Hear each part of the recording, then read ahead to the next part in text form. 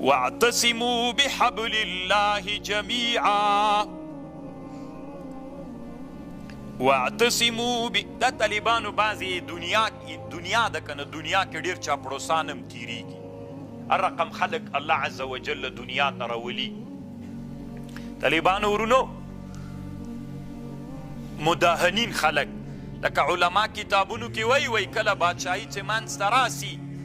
نو په بادشاهي کې دا چاپړوسان خلک څري طالبانو ورونو دا باچا ته ځان ډېر نږدې کوي او مخلص خلک چې وي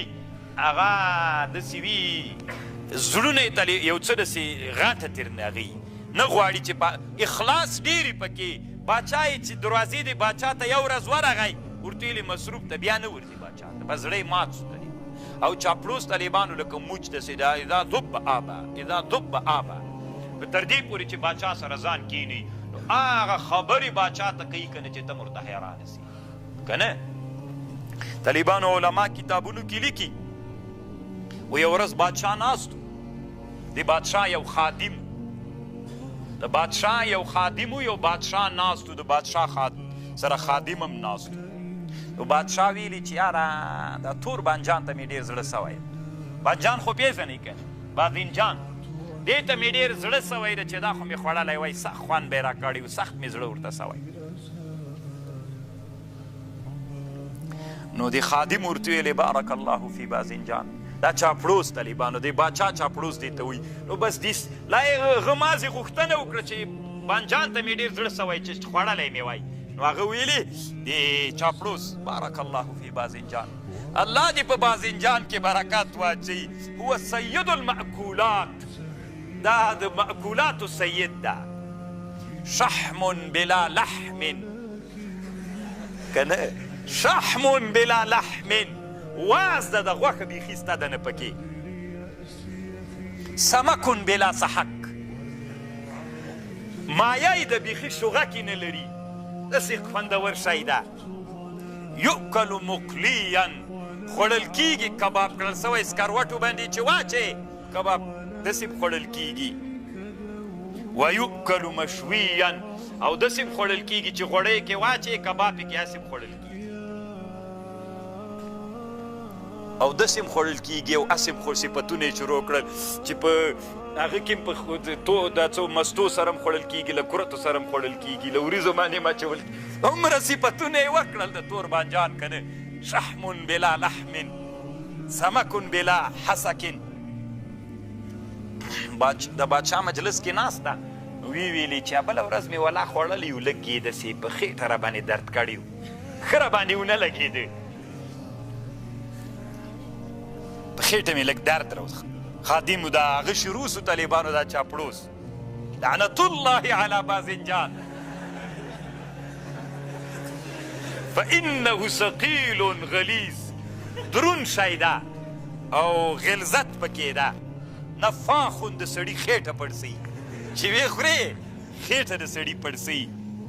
فقال السلطان ویحک هلاک سې باچا ورته ویلې هلاک سې لږ مخکې خو دې ویلې چې دومره صفتونه دې وکړه چې بارک الله فی باذنجان اوس وایي لعنت الله علی باذنجان نو ده ورته ویلې انا خادم للسلطان یا مولایا زه خو د بادشاه خادم یم ای مولا لا خادم للباذنجان بادشاه چې څه ویلې زه هم هغسې وایم ما له باذنجان سره څه کار ده که باچا ویلې ښه مزه کوي زه هم ویم چې ښه شی ده که باچا ویلې چې بد شی ده زه هم وایم چې شی ده اذا قال السلطان نعم قلت له نعم اذا قال السلطان لا زه هم ویم چې لا طالبانو نن باذنجانونه ډېر د باذنجان واسطین ډېر سوي دي طالبان بادشاهان چې له لارې نه باسي وزیرانو والیان چې له لارې نه باسي طالبانو د باذنجان صفت کوونکي طالبانو چې باچا څه ویلي چې دا چې بادشاه ویلي چې دې کې خیر نه ده د اسلامي امت نر غوندې ورته ووایه چې وزیر ویلی یوه خبر نر غوندې ورته ووایه چې بادشاه صاحب وزیر صاحب والي صاحب دې کې د مسلمانانو خیر نه ده داسې ورته وایه او هغه چې ویلي چې باذنجان هغه بس دی باذنجان شحم بلا لحم سمکن بلا سحک نو داس طالبانو دا انسانان بادشاهیان خرابوي دا چې خراب کړل طالبانو بادشاهان چې کرا کرا بیا څوک تر جوړ شي خدایان تر نه جوړ شي که نه هېڅ څوک چې د باچا خبره رد نه کړي انسان طالبانو ابن خلدون و یو طبیعت نه لري.